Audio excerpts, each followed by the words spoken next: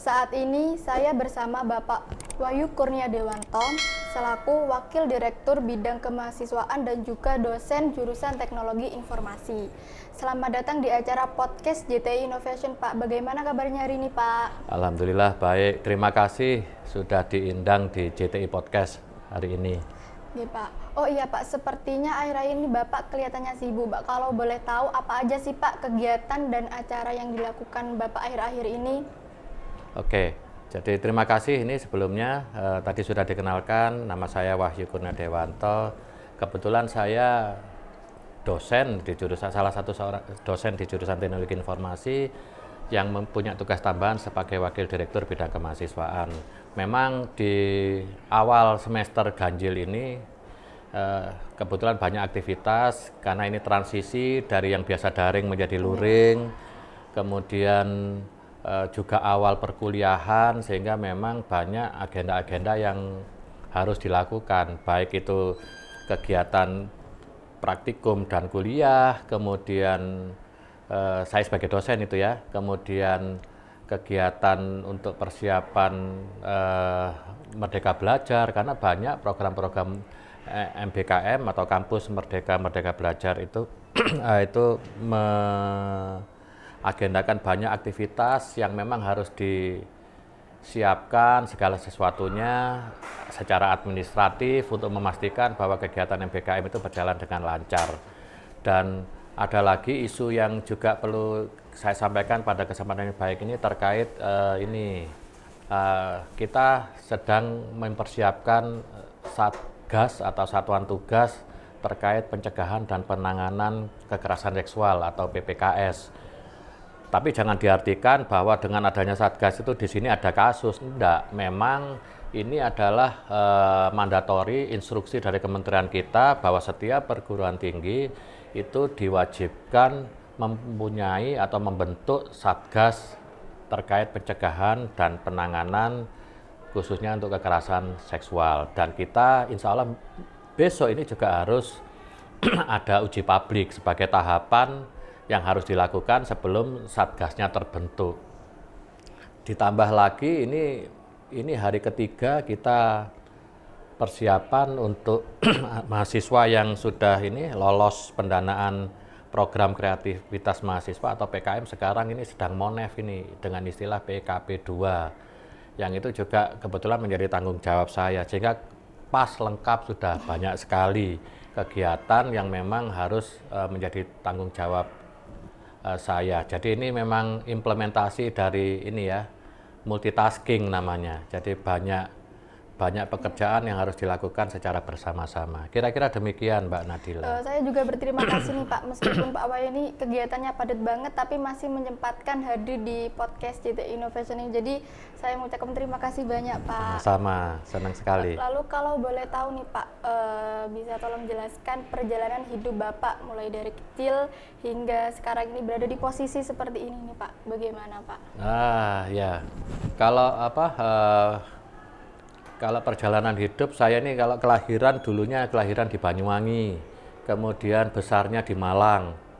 Setelah bekerjanya menjadi dosen, dulu awal dosen di kampus swasta saya di Malang, kemudian mulai awal tahun 2001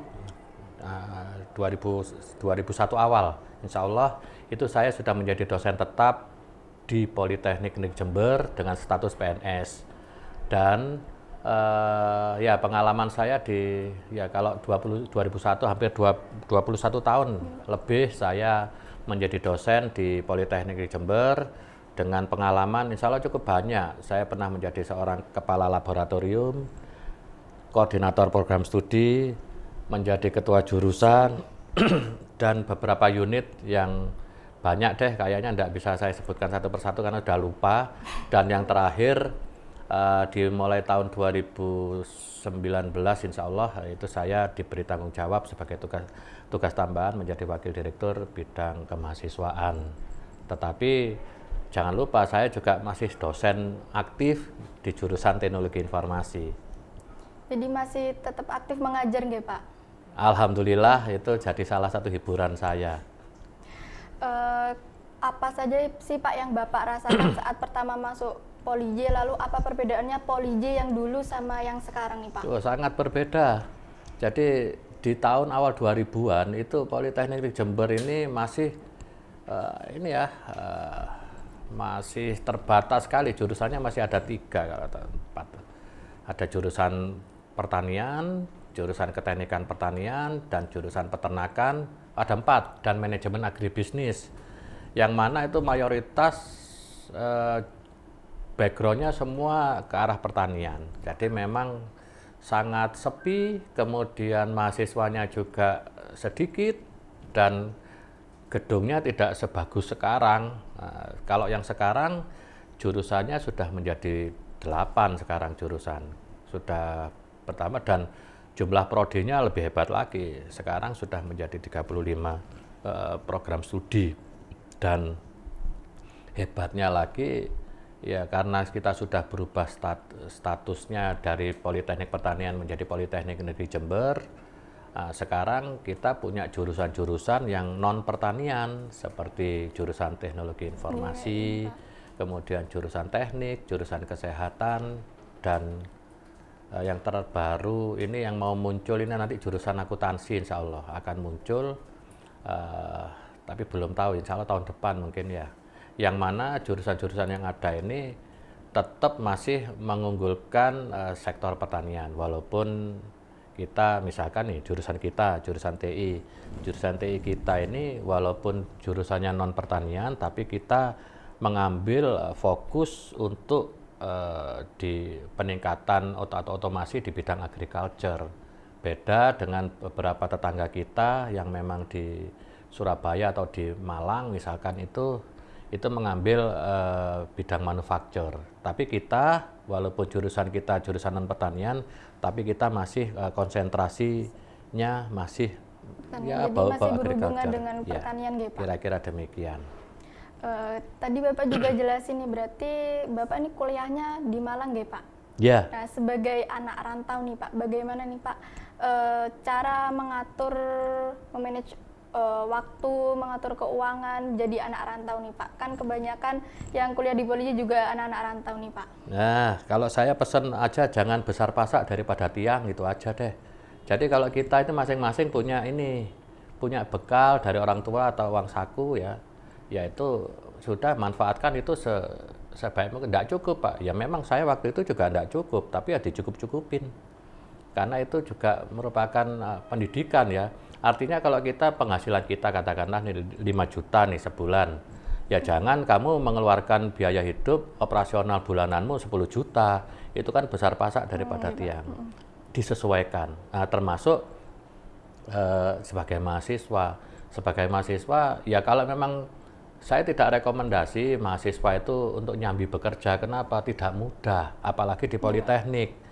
Karena nanti di Politeknik Anda kuliahnya sehari sampai sore, kadang praktikum dan sebagainya. Kalau itu kamu ambil pekerjaan sampingan, berat itu, tidak mudah. Sehingga memang sebaiknya kalau kamu memang ingin memanage dengan benar ya harus benar-benar lulus tepat waktu, dan kemudian benar-benar kamu bisa mengimplementasikan ilmu-ilmu yang sudah kamu dapatkan selama praktikum dan kuliah. Itu sih. Nah, kalau masalah dinamika mahasiswa, ada yang uang sakunya tebel, ada yang tipis, ya itu tergantung masing-masing. Tapi tetap bagaimana memanage itu ya jangan besar pasak daripada tiang. Intinya di sana sih.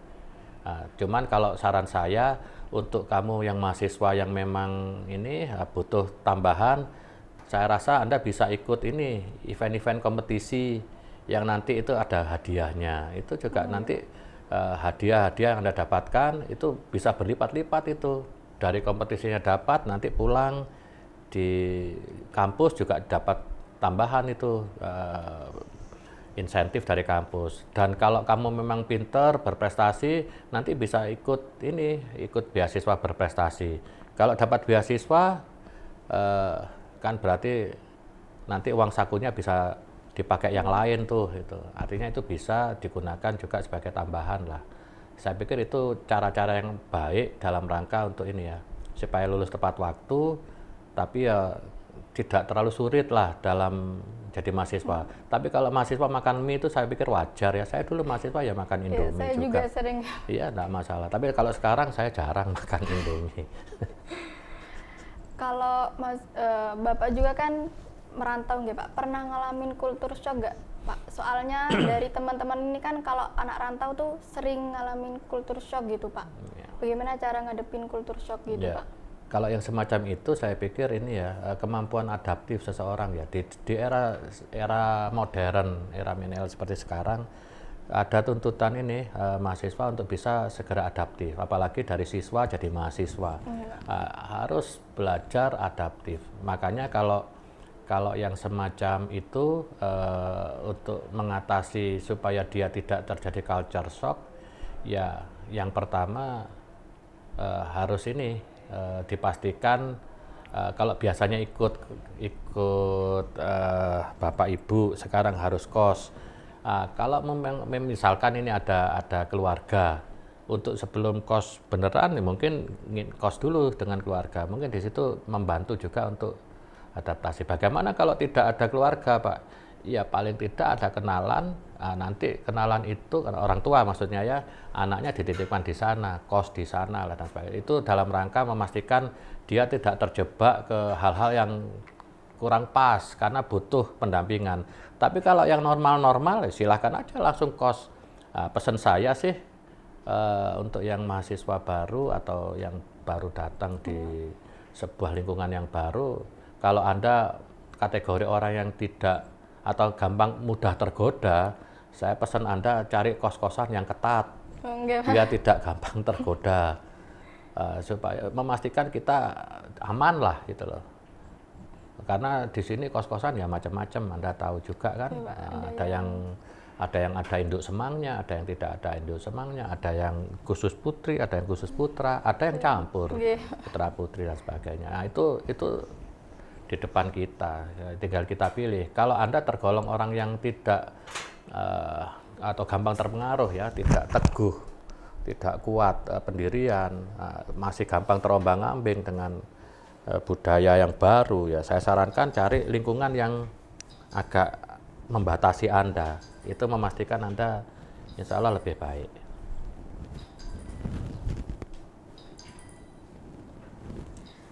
Kalau boleh tahu nih Pak, jadi pemimpin seperti sekarang, kalau jadi bisa memimpin orang lain kan harus bisa memimpin diri sendiri nggih Pak. Nah bagaimana nih Pak tips dan trik agar bisa memimpin diri sendiri dan memimpin orang lain Pak? Ya, oke. Nah, kalau ini saya pesan begini, sejak awal, sejak Anda masih muda, biasakan hal-hal yang baik, karena itu akan membentuk karakter yang baik. Nah, setelah Anda menjadi pribadi yang baik karena terbentuk dari karakter yang baik, nah, insya Allah itu akan dinilai oleh orang lain sebagai karakter yang baik dan bisa dijadikan role model atau contoh. Nah, saya selalu mencoba berusaha menjadi role model bagi mahasiswa saya khususnya, memastikan bahwa sehingga memang saya mau melakukan hal-hal yang aneh-aneh jadi mikir. Nah, saya sebagai guru, sebagai pendidik, sebagai dosen, sebagai role model itu tidak sepatutnya misalkan harus berbuat hal-hal yang tidak pantas dicontoh. Dan itu karena karakter sudah terbentuk insya Allah tidak sulit, tetapi membentuk karakter yang bagus, yang unggul itu tidak mudah. Jadi harus by proses dan ada jenjangnya panjang. Ya kalau bahasa ininya istiqomah ya, secara terus menerus itu baru bisa membentuk karakter baik. Biasaan baik diulang-ulangi akan membentuk karakter baik.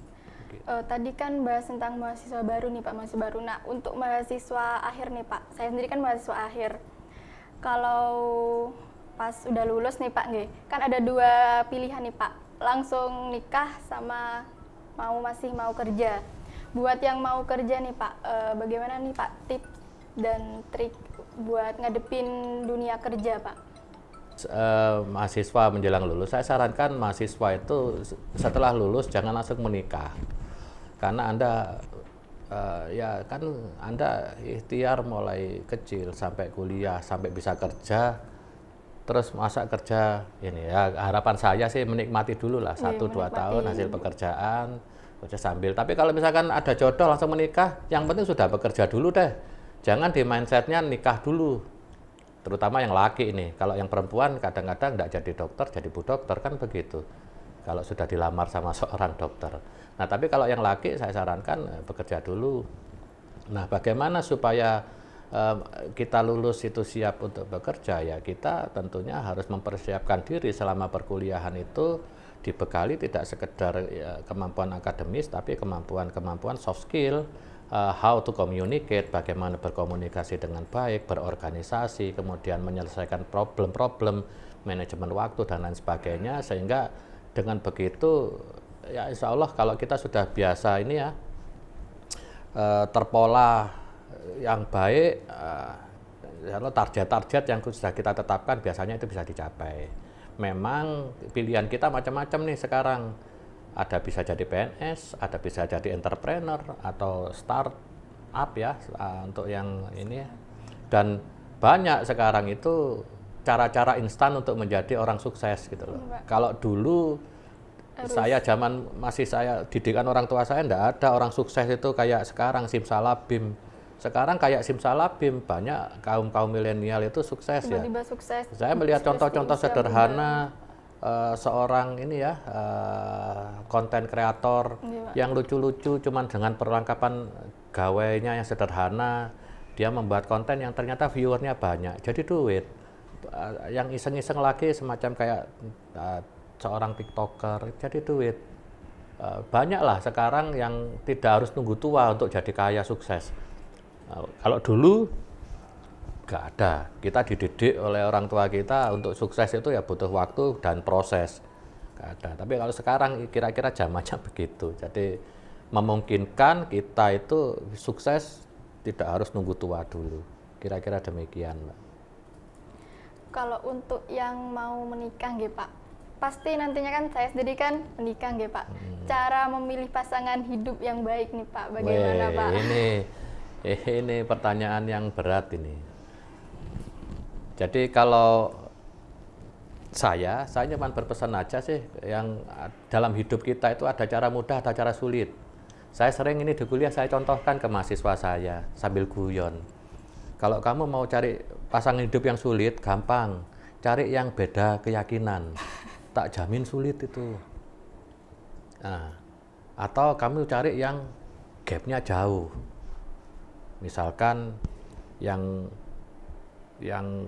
ganteng sekali, padahal kita biasa.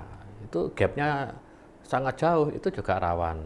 Yang kaya dan yang tidak kaya, itu kalau gapnya terlalu jauh itu ya bukan berarti itu menjadi kesimpulan bahwa tidak boleh jodoh ya mau apa.